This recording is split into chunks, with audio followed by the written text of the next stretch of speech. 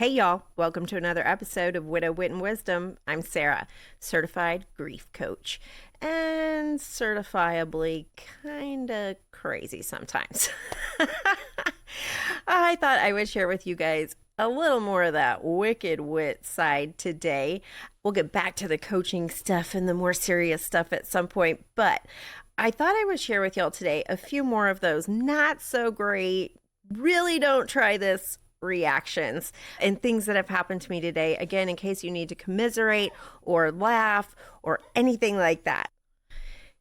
Now, huge disclaimers, of course, as always, because first of all, just me. But these are very honest reactions, real reactions that I have had that I know they were not the best reactions, okay? I know they weren't the good ones. So I'm sharing with you the not so good ones so we can all learn how to do better from it, because I've sure had to. Let me tell you, in early widowhood, it was really hard not to react. So we're going to talk a little bit today about how the fight, flight, freeze thing has broken in widowhood and grief. Anybody else? Like, has anybody else had that? It's just me. But seriously, mine has completely changed and malfunctioned. So today I'm going to share with you some of those malfunction moments. Please, if you or take offense or whatever, I am sorry. Please do not judge me. Those were my real reactions in real time. I am working on them. And if you have anything mean or judgy to say, keep it to yourself. Please. This is my journey. Please don't judge it. I'm not going to judge yours either. And don't ever compare grief journeys, but we can all commiserate because we all have strands. So let's learn from each other, not judge each other. Anyway, yeah.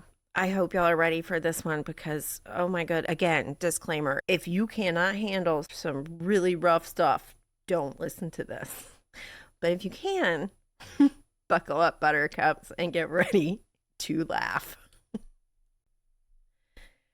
Yeah, let's talk about grief and widowhood and just how it changes certain things about us and in our lives, or how it has changed things in mine.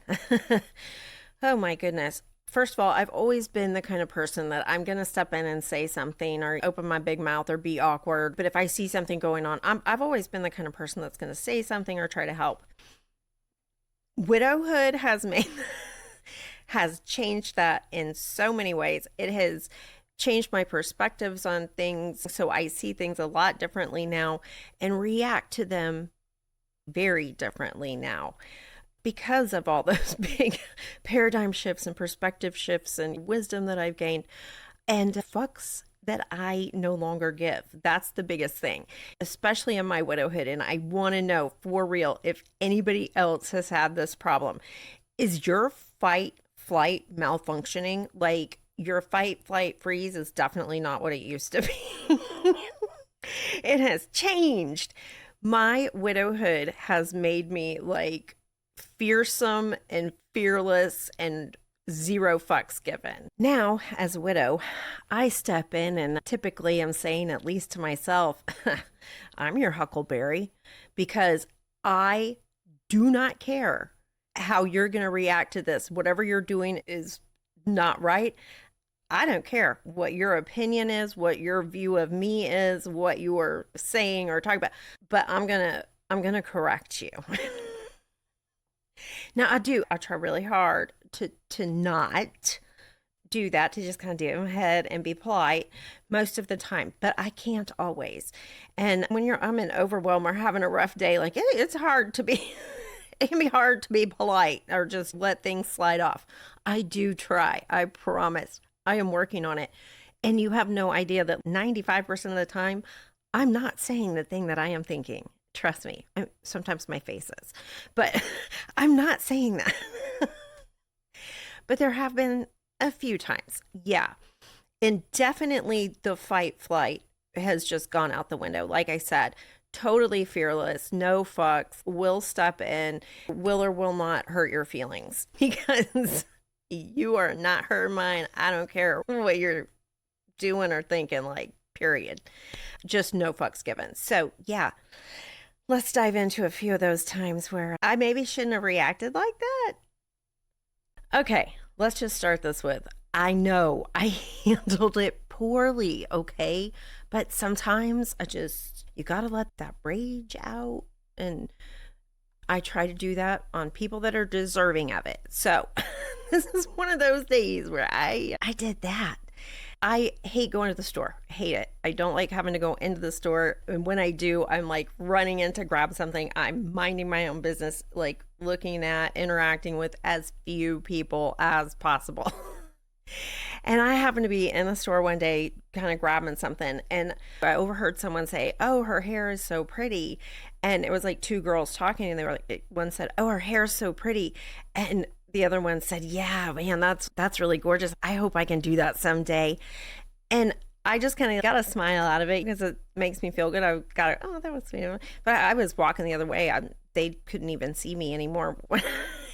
I all of a sudden hear a man, I guess, out of my eyesight, say, huh, why would you want to do that? What kind of women do their hair like that?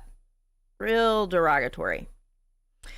And then they were like, "Oh, yeah, I guess you're right," and just blew it up. And I tried, y'all. I swear to you, I tried to let it go. Okay, I'm used to mean comments. I get it, but on this particular day, I just needed to let it out. And I did.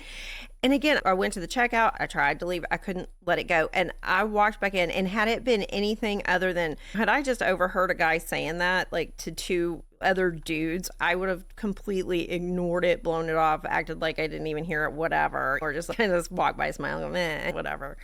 But I wouldn't have reacted the way I did. The fact that the guy said what he said to two young girls pissed me off, because he was not young. And because I did come around the corner and I like saw him and I saw the two girls and I smiled at them and I was like, looked at him and I walked in. I checked out and I ended up coming back and I just went up to the two girls and I said, "Hey, I just want to say thank you so much for the compliments about my hair. I really appreciate it because it has a lot of meaning to me. I do it for a reason." And then I turned to that guy and I looked at him and I said, "But would you like to say to my face what kind of woman you think has hair like this?" And he's, "What? What are you talking about?" And I said, "I heard what you said to them." And he's, "Oh, we were just complimenting your hair." And I went, "No, they were. You were not. You want to tell me what kind of woman you think I am?" And he's like trying to backpedal. And I was like, "Let me tell you what kind of woman I am, honey. I am a woman who has walked through hell's fire and who the devil himself escorted to the door and said, 'Don't come back.' I have earned this shit. I've been a widow now for, I think at the time it was like 7 years. And I said to suicide. And I do this for suicide and mental health awareness. And you know what else it teaches me? To deal with assholes like you." And I turned to those girls and I said, "Don't you ever tell you what you can and can't look like or demean you for the way you look. Do you shine your light bright?" And I said, especially don't ever let some asshole that looks like he needs a map to find his dick demean how you look and what you want to do with your hair, because he's got no room to talk. And I left. I know I shouldn't have said it. I know I shouldn't have done it. But again, I needed to like express my rage. He wanted to be demeaning. I just met him where he was at. And I still don't feel bad about that one. This next example of my very messed up now fight flight mode comes with some really big disclaimers. Not only was that widowhood fearlessness there, the no fucks there, the coffee had not kicked in, definitely not, and Texan, okay? Keep in mind, 8th generation Texan, this is just in my blood. The protective nature in me is huge. As a mom, as a grandmother, as a female, as a woman, and as someone who has just been through life, done life well, and not like I'm ready to go whenever. Like I will step in. So please keep in mind that this was one of those times. And I know again, Maybe not the best, safest reaction. Like, definitely don't try this at home, kids, or outside of Texas. I live hours away from most of my family members and loved ones because I live hours outside in the middle of nowhere. So I was headed into the big city for a weekend for a birthday party. My niece's little boy was having a party. And I decided to get my hair done early that morning before I was going in, since I was headed that way anyway, get all of that out of the way at once that month. And so I got into the city very early morning. I was way too early for my hair appointment, but that worked out because I was like, perfect. I'll run by the store real quick and pick up the toys and a few other things that I can't normally get out where I live. And so I was like, I'll just kill some time and grab a coffee while I'm in there because the store had like a Starbucks. And so it was perfect. And I had about an hour or so to kill before my hair appointment, at which I was going to get ready for the party. So I rolled into town. I had left the farm at 6 a.m., like hair in a messy bun, no makeup, looking rough. I looked like I just rolled off a farm. I think I even had my work boots on. So I looked terrible. And I just was not, this was a store I had been in many times before. We had lived in the area. I knew it well, felt totally comfortable in it. And again, it was like early on a Saturday morning and there was no one there. They had maybe been open 20 or 30 minutes. So I grabbed my coffee and then my basket, and I'm slowly meandering through the clothes. And a guy walks up to me, and I think I immediately, by the way he approached me, thought it was like an employee coming to ask me if I needed help with anything or if I was looking for anything. And so I just reacted like I do. And I was like, oh, yeah, I'm good. Thank you. I don't need anything. And just like, and then I realize he like stops and he looks at me and I'm like, oh, I'm so sorry. I thought you worked here. Sorry. I haven't sipped my coffee yet. Like kind of laughed it off, and I was like, really? Oh my God, I felt so bad.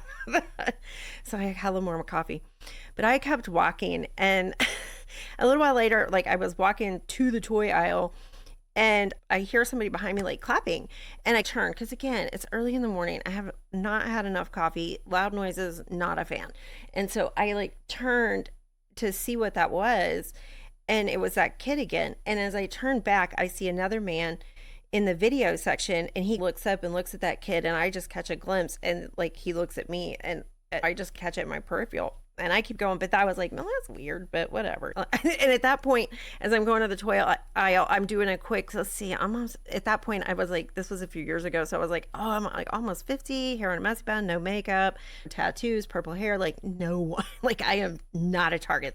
I am not a target. This is not, yeah, no, overthinking this. So I'm like blowing it off, and I go into the toy aisle, I pick the toys, and I again just meander through the store picking up a few other things. And I did randomly see those guys, not again together, but like separately on different aisles. And I made sure that I made eye contact with them each time, or like greeted them like, hi, early morning kind of thing, like funny meeting you here, kind of again, every row. I was giving them every chance, okay, to not be weird. And then it got weird. So on the makeup aisle, one of the guys shows up again, and I was just like, oh, do you need some help picking out stuff for your girlfriend now, since I thought you worked here? I see you. Weirdo. And he doesn't say anything and leaves. And I realized I needed something back at the front, up at the front of the store, like a hat and a scarf or something up there I wanted to grab. And so I head back up that direction. I don't see them anymore, but as I was walking past the checkout and stuff, I saw that guy that I had asked about the makeup go out the door. But the younger guy, I didn't see it again. And so I walk up there, I'm looking at the hat and scarf that I want, trying to decide if I want to grab it. And all of a sudden I do see that younger guy, and he is standing like in the bra section, like in the grandma bra section. And my instant reaction was, oh, hell no, you are not buying your granny a bra. Like in my head, I didn't say it out loud, but in my head. And I was just like, oh no, this is sketchy. And I like look over, I see the other guy standing outside the door smoking a cigarette. And then I see this kid, and he's starting to come closer. So I set my coffee cup down, threw the hat and scarf into the bag. And the whole time I'm looking at him, and he's like approaching me, and he starts to look at me too. And I'm like, swinging my backpack around very slowly, keeping eye contact. And I was just like, please just, I was thinking to myself, just walk back. And he didn't. And he actually like stopped, and I slung that backpack around and I start opening it, never broke eye contact, and just said, I would make real good choices if I were you, buddy. I am a widow with nothing to lose and no fucks to give. Also a Texan. And I start opening that backpack, and I see him, he like freezes and he grabs the end of my basket, and I see him quickly look outside and his like buddy, and I just stick my hand in that backpack and I'm like, make your choice, let's go, champ. And he just turned and ran out the door. And when he ran out the door, I finally got loud for the first time and I yelled out, that was your only fucking warning. If I see you assholes in the parking lot, it's open season. And I was in a full rage because at that point I was like, these guys are like traffickers or something, and they're gonna kidnap other people, like other like young girls or kids that can't defend themselves. I can defend myself. Don't fuck around and find out. And I'm a widow with a lot of fucking rage. So I just went straight there. And I was just like, oh, you are not getting away with this. And so I go head up to the checkout in full rage, and I throw my stuff up there, and I'm like ready to get out of there. And the checker goes, was that you that yelled? And I said, yeah, I got followed through the store. Do y'all want to call the cops and report this? Like, those guys were following me, and like I said something, I handled it, and they ran out the door. And the manager comes up at that point, and she was like, there's no need to call the cops because nothing actually happened yet. And she said, this kind of stuff happens all the time, so they just don't show up for stuff like this. And I was like, oh wow, okay. And I said, don't worry about it, trust me, you heard me throw out my warning. I am ready to handle this fully for you. But I was infuriated that they were like gonna just get away with this.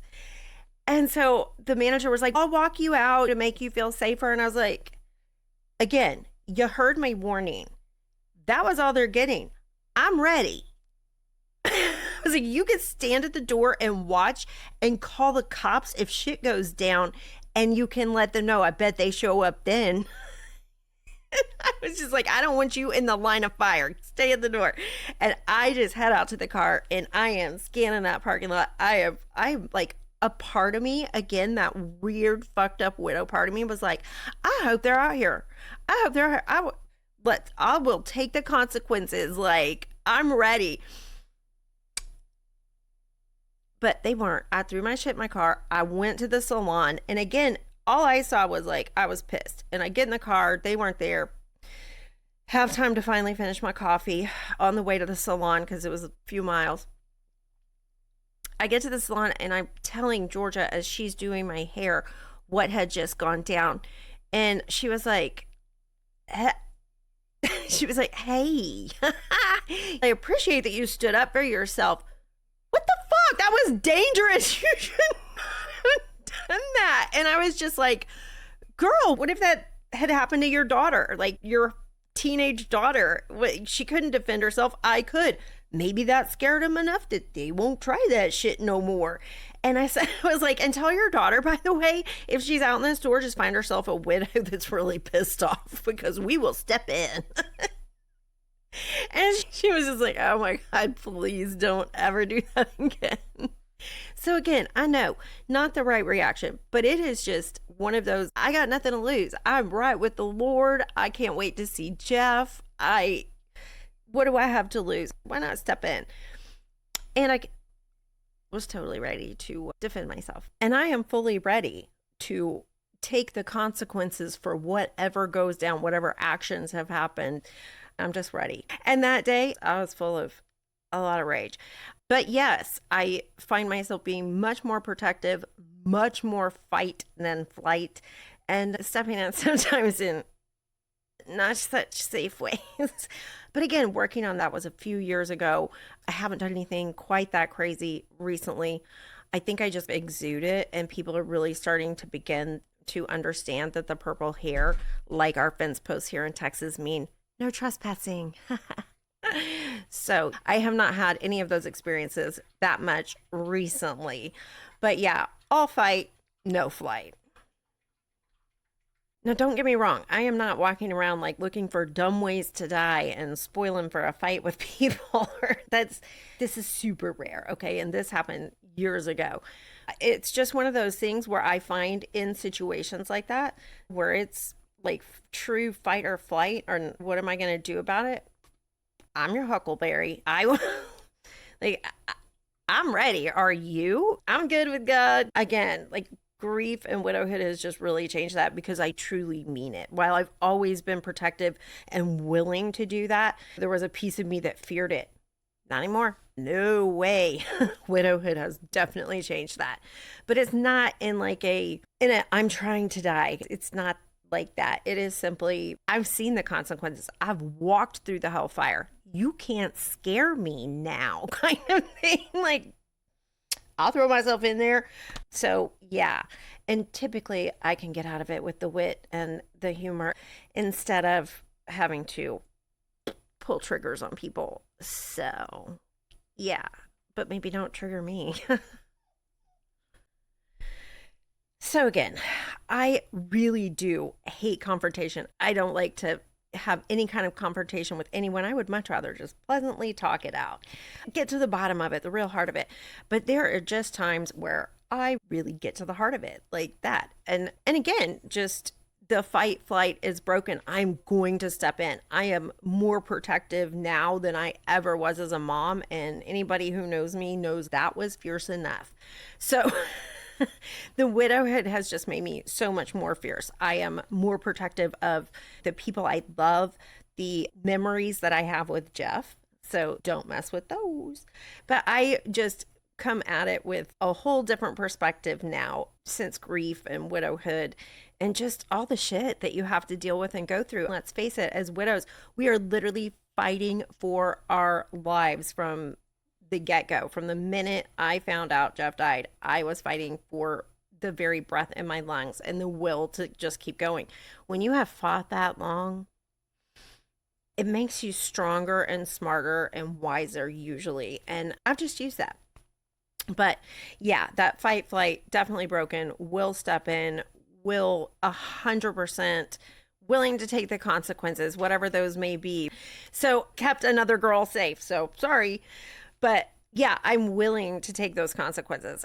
It just is different now because I've lived a good life. I'm fine. I'm happy with where I'm at and what I've done. Are you? Like, how are you going to be if that doesn't go well? Because I'm ready for it.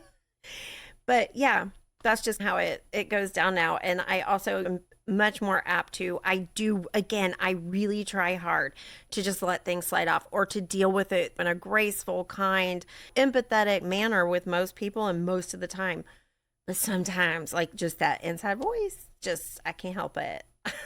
I'm just going to say the honest to God truth.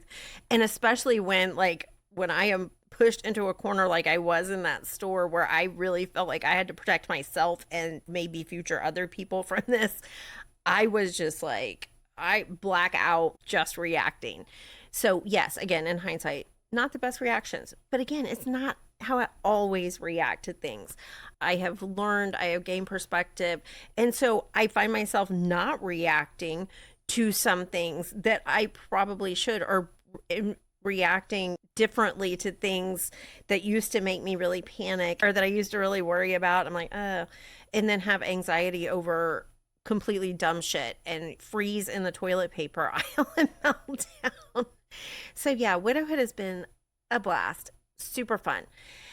Anyway, I will wrap up this episode of Widow Wit and Wisdom now. I hope you enjoyed a little bit of my not so great reactions to things.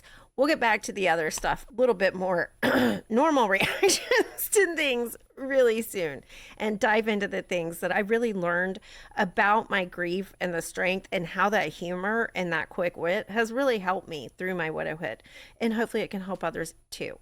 So anyway, I hope you enjoyed that. Please join me here again at Widow Wit and Wisdom soon. And if any of you guys out there need any help with your grief and finding a little more wit and gaining a little more wisdom, maybe helping get your fight or flight back on track too, I'm here for all your grief coaching needs. I got you. just hit me up at widowwitandwisdom@gmail.com. Please remember to share, comment, subscribe, share it with somebody else who needs to commiserate, needs a laugh. Maybe next time we'll talk about what have y'all burnt down since your husband died on accident? Like me, it was the well house. Have you had to change toilet? Maybe we'll talk about some of that too. So anyway, I hope to see y'all here again really soon. But again, please remember to like, share, subscribe, and comment. Please let me know, is your fight or flight intact or malfunctioning? Because I would really love to know. And remember, always be the light in someone's day, even if it's your own.